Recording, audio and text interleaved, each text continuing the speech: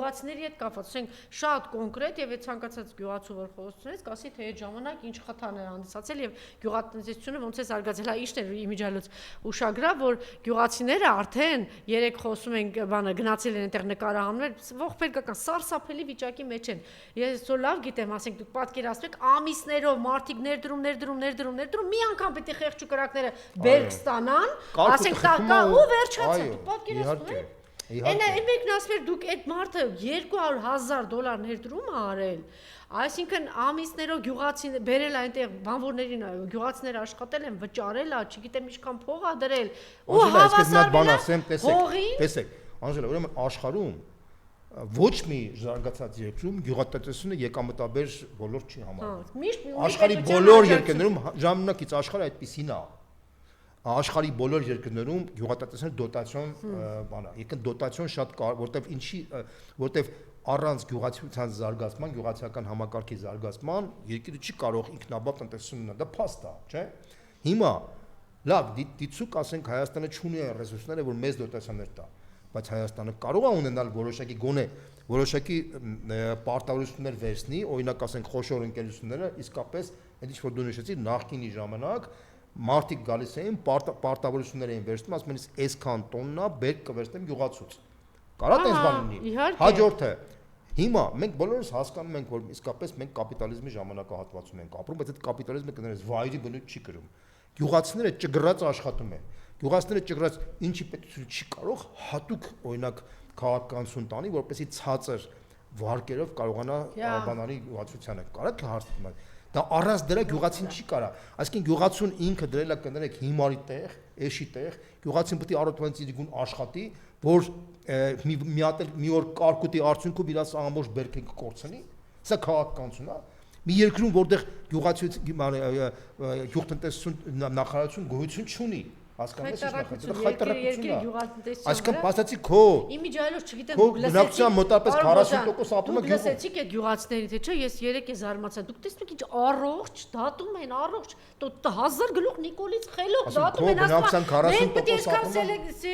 եսի ինչը ստանանք ջուրը էս պետք է ստանանք սա պետք է անենք կարկտակայանները պետք է այսինքն գնա լսի գոնե գնա լսի տես այդ խեղճ գյուղացիների ինչքան ճիշտ համակարգա որ այդ ինչ մի բան է որ այդ հակակարկտային համակարգը աշխատի որ գոնե այդ բանը աշխատի դա չեն անում այսինքն այս պետությունը փաստացի պատրաստ է բավական չի տարել են մի հատ էլ էժանն են բերել գողեր խուժաններ մի բանկերին տա $1 միլիարդ բաքու եկամուտ բայց գյուղացուն եւ դրանից հետո հայտարարի որ մեր միջին աշխատավարձը $700-800 է Այդ $700-800 որ ասում ես, հələ գնացեք հələ գյուղերում կամ բանը ռայոնում տեսեք 70-ից 100,000 դրամից ավել այդ մարդիկ չեն ստանում։ Էս է իրականությունը։ Համատարած է, այսինքն մարդիկ 150,000 դրամ աշխատավարձի մասին երազում են։ Օրինակ այդ խեղճ մարդը, որ ասենք լավ, ընդունենք գումար ա ունեցել, եկել է 20 հեկտարի, 10 հեկտար ունի, չգիտեմ կամ 3 հեկտար, $300,000 ներդրում, ինչ ա անել այդ մարդը։ Վերջացավ, չէ՞ այդ մարդը։ Իհարկե վերջացավ։ Իհարկե, նույնիսկ եմ կրկնում, բայց ինքը իր վերջանալուց հետո վերջանում է նաև մեր գյուղատնտեսական համակարգը։ Ինչ անելու է։ Ինչի է մեր մոտ գյուղատնտեսական։ Ինչ անելու ստիպածելն այդ հողը, չգիտեմ, վաճառել, սննկանալ, չէ՞, վերջանալ այդ ամայանա, այդ հողով է գնալու գնի։ Տեսնում ա, չէ՞ Դրամալ մարդիկ արտագաղթում են, գյուղը թողնում են արտագաղթում են, գնում են արտասահման։ Պիտի մնա, շատ լավ է որ գիտակցում եք, իրենք էլ լավ է որ խոստովանեցին, ասեցին մենք գնացել ենք ընտրել ենք, լավ, ասենք թե այդպես սխալվել եք, հիմա պետք է նույն ձևով պայքարեք, որ սրան վռնդեք։ Հայաստանում կա ֆունդամենտալ խնդիր, իսկապես հողերի մշակման էֆեկտիվ համակարգ ստեղծել, որտեղ բազմաթիվ հողեր Հայաստանում չեն մշակվում, բազմաթիվ հողեր։ Այո։ Պետք է լինի քաղաքականություն, որը պետք է շահագրգռի եւ ֆունդամենտալ աջակցի հետաքրքիր գյուղացիները իրենք ասեցին, ասում են նախկինների ժամանակ իրան ով կհավատար, չէ՞ որ կգա մի պահ, չնայած սա շուտ պիտի լիներ։ Արդեն հայ ժողովուրդը կամ գյուղացիները իրենց բերանով են ասում, էս ինչ բան է, նախկինների ժամանակ լավ էր, գոնե սա էին անում, նա էին անում, էս էր։ Գյուղացին չի ասում, դա ամբողջ բնակչությունն է ասում, բայց չի նշանակում, որ պետք է մենք վերադառնանք ոչ թե նախկին, մենք արձանագրում ենք, չէ, արձանագրում ենք, որ նախկինի ժամանակ անհամեմատելի է վիճակը այսօր։ Խայտարակությունն է բոլոր գների, աշխատավարձների բաների մասով այս կենսամակարդակը մարդկանց ուղղակի անտանելի է նախկին հետ համեմատած։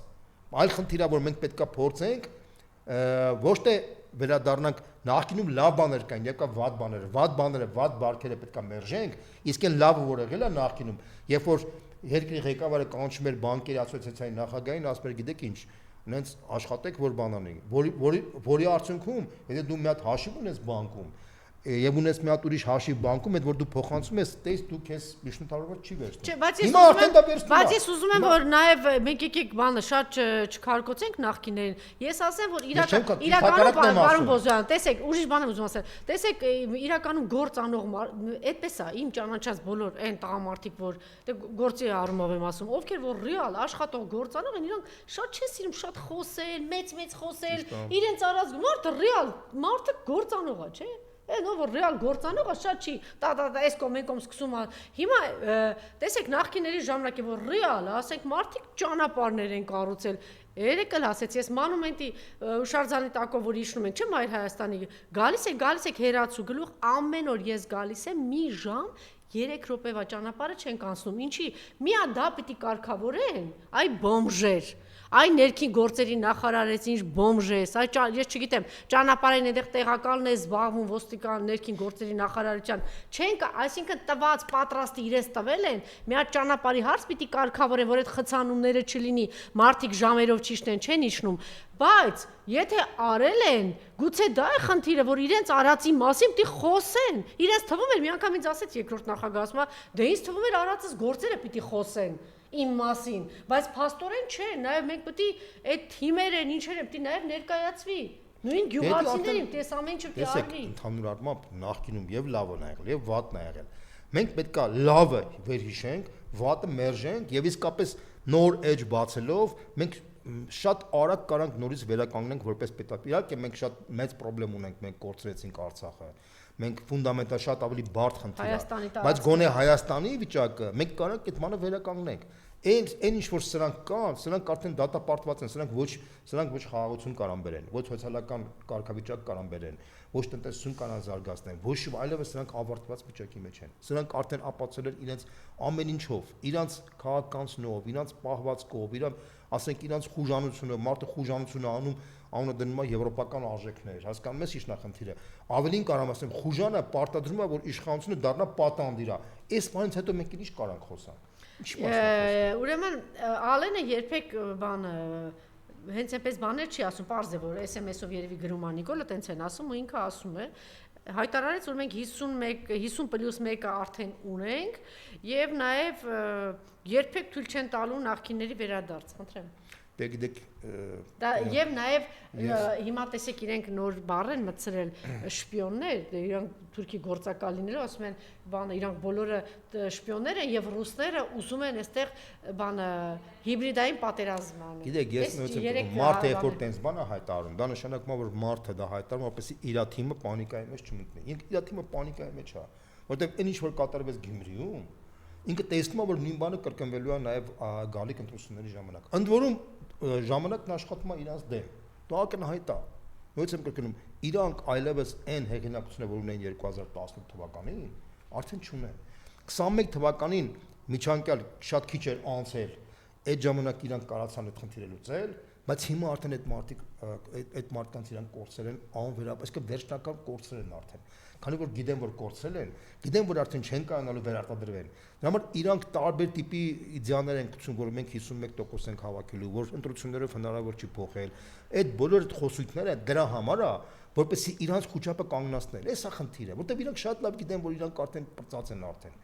Նույնիսկ եմ կրկնում, դա ակնհայտ է, բոլորի համար է հասկանալի։ Ցանկացած այն մարդիկ, ովքեր որ լուրջ զբաղվում են քաղաքականությամբ, իրանք շատ լավ գիտեն։ Տեսեք, եթե դες չլներ, ուրեմն իշխանությունը հավերժ կներ բոլոր երկրներում էլ, բայց տեսեք, Վրաստանում փոխվեց, տեսեք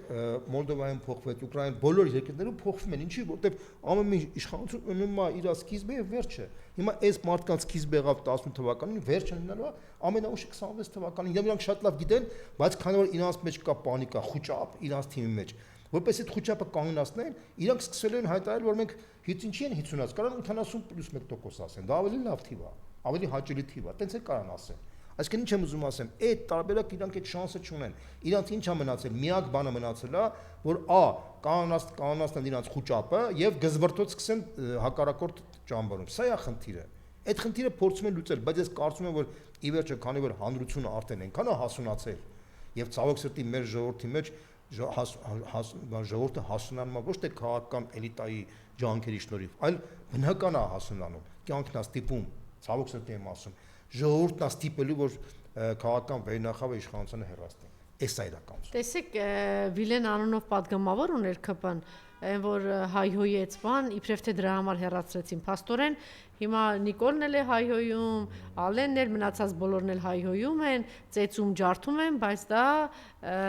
հիմք չի անցանում, որ իրենք, այսպես ասած, հրաժարական տան կամ այդ թաղապետերը բան հրաժարական տան, բայց Վիլենը նաև ուրիշ բան ասեց, Վիլեն ասեց, «Սենց տենից մենք գնալու ենք 26 թվին»։ Ուզում կապել ձեր խոսքի սկզբի հետ, որ դուք ասեցիք, որ ինքը այսպիսի հայտարարություններ անում է, որ թիմը խոճապի մեջ չհայտնվի։ Տեսեք, իդեպ անկախ նրանից թե ոնց ես իրան չեմ էլ ճանաչում, այդ Վիլեն Գաբրիելյանը, չէ՞, կարծեմ ազգանունն է։ Իրան չեմ էլ ճանաչում, բայց իր քայլը ես դրական եմ գնահատում։ Մարդը հայել է, վատ բան արել, բայց դրա դիմաց ինքը ներողություն է խնդրել հրաժարական։ Բայց կարող է թիմն ասես դրա։ Կապ չունի, հիմա թիմն է ասել, թե ինքն է ասել, ես դրական եմ գնահատում, որտեղ մարդը կարա խմած հայոյի, հետո օյախ ժամանակ հասկանա, որ սխալ բան արել, հրաժարական տալիս, բայց մի հարց, այդ մարդը հայոյել է ընդամենը, այն մարդը ծեծել է։ Հիմա այս մարդը հրաժարական է տվել, այս մարդը ծեծել է, ընդ որում բոլորի դիմաց 7 հոգով, ոհմակով հարձակվել են մի հոգու վրա, անունը դրել են տղամարդկություն, պատկերացնես ինչ ողբերգական վիճակի մեջ ենք։ Ու այդ մարդը էլ պաշտոնում մնում է։ Հիմա հարց Փաշինյանի թիմին։ Հիմա այդ թիմը ո՞նց է իրան զգալու, որ երբ որ մի մարդը, որ պրոստը հայոյանքի դիմաց ինքը հրաժարական է տալիս, իսկ մարդիկ ծեծելու արդյունքում հələ մնում են պաշտոնին։ Դուք հասկանում եք այդ ինչ է նշանակում։ Դա ես նույնպես եմ ասում, սա արդեն չի տեղավորվում ոչ մի տեղ, ցանկացած քաղաքացի անկախ իրանց քաղաքական հայացքից, ինքը մարդը հասկանում է, որ այս իշխանությունը արդեն պրծել է արդեն, որտեղ եթե դու չես կարողանում այդ մարդուն հրաժարական ուղարկես, որը ակնհայտորեն տեսնում եք այդ կամերայի ժամանակ ոնց էր ակտիվ ծեծում, այսինքն ինքը իր ակտիվությունը այդ բռունցքների ցույց է տալիս, որ այդ մարդու մտածողությունը տենց է, այդ մարդը աֆրիկյան ցեղերի մտածողությունից շատ չի տարբերում իր մտածողությունը, հասկանում եք, բայց ամենազարմանալի կայացումն է, որ իրանց անունը Եվրոպա մեջ արժեքներով, բաներով, չգիտեմ, խաղի մեջ են մտցրել, որ աշխարհակահաղական ինչ-որ դավադրություններ կան իրանց դեմ, որ բուչա են գնացել, բան, դա ծիծաղելի է պարզապես։ Նույնպես եմ ասում, այդ մարդիկ անկեսորեն մտածում էին, որ խուլիգանություն անելով կարաս շղար սարքես արեմտյան ամենալավ արժեքները, որպեսզի խուլիգանությունը կարող է անցնի։ Սա է ամբողջ խնդիրը։ Շատ լավ, վաղը 9 ամսի այսօր էլ 8-ներ երկրապահը գնացել էր Եռաբլուր Սասունի հետ միասին, ինչու, ես չգիտեմ, էլի, ասեն գնացել էր, ինչ ասել Վազգեն Սարգսյանին։ Գնացել եք, ինչ ասեիք այդ տղաներին։ Գիտեք, ես մի բան ասեմ ձեզ, մենք մայիսի 8-ին կորցրեցինք մեր տոնը։ Իսկ երբ որ երկիրը ժողովուրդը կորցնում է իր հաղթանակի տոնը, ժողովուրդը շատ մեծ հարված է ստանում։ Տեսեք, մայիսի 9-ին ռուս ժողովուրդը տոնում է իր հաղթանակը եւ արդեն 80 տարի է ինքը տոնում է, չէ՞։ Շատերը ասում են, բայց ինչի է այտենց շատ կարեւոր sense բան տոնում բան, որտեվ տոնը ժողովրդին կոնսոլիդացնում է, տոնը ժողովրդին համախմբում է, հաղթանակը միշտ համախմբում է։ Ես միշտ ասել եմ իմ ընկերների մեջ, միշտ ասում եի, որ ապրիլի 24-ը մենք սուքի օր է, չէ՞, մենք պետք է դնեինք սուքի եւ հաղթանակի օր պետք է մենք սարքեինք, էլի։ Էդի ժամանակը գա մենք կանենք, ինչպես որ արեց Իսրայելը։ Իսրայելը օրինակ սուքի տոն չունի, ինքը ունի սուքի եւ հաղթանակի տոն։ Շատ կարևոր է այդ հաղթանակը ֆիքսել։ Որտեղ վերապրել է ժողովուրդը, որտեղ վերապրել է, իհարկե։ Մեր ժողովրդի մեջ գիտակցությունը պետք է առաջարկեր պետական վերնախավը գիտակցություն ունեցավ։ Հիմա տեսեք, բայց մենք գոնե դրա դիմաց մենք ունեինք մայիսի 8։ Մեր մայիսի 8-ը մենք չունեցանք, որտեղ մենք պարտվել ենք պատերազմին։ Սա մեծ հարված է մեր ժողովրդի համար, եւ մենք պետք է ամեն ինչ անենք, որ ժամանակի ընթացքում մենք նորից հաղթանակի տոն ունենանք։ Իհարկե դա շուտ չի կարող լինի։ Այդ ով որ ասի թե շուտ կլինի, դա խափեփայա խուլիգանա կամ պոպուլիստա, որը այդ պոպուլիստների ժամանակն արդեն անցել են։ Բայց մենք պետք է դժվար կրտնաջան աշխատանքով, քայլ դնելով, կամաց հասնենք նրան, որ մեր ժողովուրդը վերականգնենք մեր ժողովրդի վստահությունը մեր պետականության նկատմամբ։ Հիմա ամենակարևորն ասեմ ձեզ, իմ շփումները առնվազն տալիս որ թիվ 1 խնդիրը մարդկանց մոտ դա հավատի կորուստն է սեփական պետության նկատմամբ։ Մարդկանց մոտ առաջի խնդիրը դառել է անվտանգությունը։ Մարդիկ չունեն երաշխիք, որ վաղը զարթեն կարող է ադրբեջանական տանկերը չմնան իրենց քաղաքում։ Դա ամենակենտրոնական խնդիրն է, Անժելա։ Սա այս խնդիրը պետք է մենք մարդկանց հոգիների մեջ փոխենք։ Իսկ հոգիների մեջ փոխելու համար առանց այս մարդկանց հերաստանի ուրեմն հավատացեք ձեր պայքարի ուժին, որ այո, ամեն ինչի կարելի է պայքարով հասնել։ Ամեն ինչ ուղղակի չի հիասթափվել, չհայտարարել, որ մեզ էզորներ գցե գյուղացիները թողնեմ գնալ, չէ, ինչ գնալ, իրանք պիտի գնան։ Ամենակարևորը դա է։